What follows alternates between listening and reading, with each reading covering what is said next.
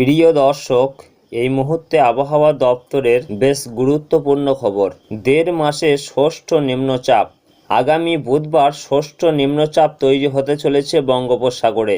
মৌসুমি অক্ষরেখা উত্তর ছেড়ে এবার দক্ষিণে। পাটনার পর বাঁকুড়া ও দীঘা হয়ে পূর্ব ও দক্ষিণ পূর্ব দিকে এগিয়ে উত্তর বঙ্গোপসাগর পর্যন্ত বিস্তৃত রয়েছে। উত্তরবঙ্গে আজ ও কাল বৃষ্টির পরিমাণ কিছুটা কমলেও সোম ও মঙ্গলবার অতি ভারী বৃষ্টির সতর্কতা রয়েছে। দক্ষিণবঙ্গে আজ বজ্রবিদ্যুৎ সহ বৃষ্টির সম্ভাবনা বেশি থাকবে দক্ষিণ 24 পরগনা, পশ্চিম মেদিনীপুর, বাঁকুড়া, পুরুলিয়া, পশ্চিম ও পূর্ব বর্ধমান, নদিয়া, মুর্শিদাবাদ জেলার কিছু অংশে। তো আসুন ওয়েদার যে সিস্টেমের মডেল রয়েছে সেই মডেলে দেখে নেব ঘূর্ণাবর্তটি কবে তৈরি হওয়ার আশঙ্কা রয়েছে। তো এখানে দেখা যাচ্ছে বুধবার 13 আগস্ট উত্তর পশ্চিম ও পশ্চিম মধ্য বঙ্গোপসাগরে নিম্নচাপ তৈরির আশঙ্কা রয়েছে। মৌসুমি অক্ষরেখার দিক পরিবর্তন। হিমালয় পাদদেশ সংলগ্ন এলাকা ছেড়ে আবার দক্ষিণে দিল্লির উপর দিয়ে বর্তমান মৌসুমি অক্ষরেখা। এই অক্ষরেখা ফিরোজপুর, পাতিয়ালা, দিল্লি, বরেলি, লখনৌ, পাটনা, বাঁকুড়া এবং দীঘার উপর দিয়ে পূর্ব ও দক্ষিণ পূর্ব দিকে এগিয়ে উত্তর বঙ্গোপসাগর পর্যন্ত বিস্তৃত রয়েছে। তো আসুন দেখে নেব এই নিম্নচাপের প্রভাবে কোন কোন জেলাগুলিতে রয়েছে ভারী থেকে অতি ভারী বৃষ্টি এবং কোন কোন জেলাগুলিতে রয়েছে হালকা মাঝারি বৃষ্টিপাতের সম্ভাবনা। পাশাপাশি জানিয়ে দেব আগামী এই 3 দিন আবহাওয়া কেমন থাকবে, ঠিক কি রয়েছে এই মুহূর্তে আবহাওয়া দপ্তরের সর্বশেষ আপডেট। বিস্তারিত আলোচনা করব ভিডিওর মাধ্যমেই। তো অবশ্যই ভিডিওটি শেষ পর্যন্ত দেখবেন এবং আপনি কোন জেলা থেকে দেখছেন সেখানে বৃষ্টি হচ্ছে কিনা বা আবহাওয়া কেমন রয়েছে আপনাদের মূল্যবান মতামতটি অবশ্যই আমাদের ভিডিওর কমেন্ট বক্সে লিখে জানাবেন। তো প্রিয় দর্শক, সর্বপ্রথমে দেখে নেব আজ দক্ষিণবঙ্গের আবহাওয়া কেমন রয়েছে। তো এদিকে দক্ষিণবঙ্গের ক্ষেত্রে দেখা যাচ্ছে আজ বজ্রবিদ্যুৎ সহ হালকা থেকে মাঝারি বৃষ্টি, সেই সঙ্গে 30 থেকে 40 কিলোমিটার গতিবেগে দমকা ঝোড়া হাওয়া বইবে। বজ্রবিদ্যুৎ সহ বৃষ্টির সম্ভাবনা বেশি থাকবে দক্ষিণ 24 পরগনা, পশ্চিম মেদিনীপুর, বাঁকুড়া, পুরুলিয়া, পশ্চিম বর্ধমান, পূর্ব বর্ধমান, নদিয়া, মুর্শিদাবাদ জেলার কিছু অংশে।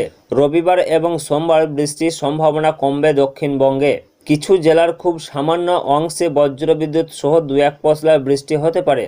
বাতাসে জলীয় বাষ্প বেশি থাকায় বাড়বে আর্দ্রতাজনিত অস্বস্তি। মঙ্গলবার এবং বুধবার দক্ষিণবঙ্গের বেশিরভাগ জেলার সামান্য কিছু এলাকায় বৃষ্টির সম্ভাবনা রয়েছে। বজ্রবিদ্যুৎ সহ 2-1 পশলা বৃষ্টির সম্ভাবনা থাকবে। সামান্য বাড়বে তাপমাত্রা, তার থেকেও বাড়বে আর্দ্রতাজনিত অস্বস্তি। বাতাসে জলীয় বাষ্পের পরিমাণ বেশি থাকতেই অস্বস্তি বাড়বে। তো প্রিয় দর্শক, পাশাপাশি দেখে নেব আজ উত্তরবঙ্গের আবহাওয়া কেমন রয়েছে। তো আজকে উত্তরবঙ্গের ক্ষেত্রে দেখা যাচ্ছে আজ এবং আগামীকাল এই 2 দিন ভারী বৃষ্টি বিক্ষিপ্তভাবে উত্তরবঙ্গে।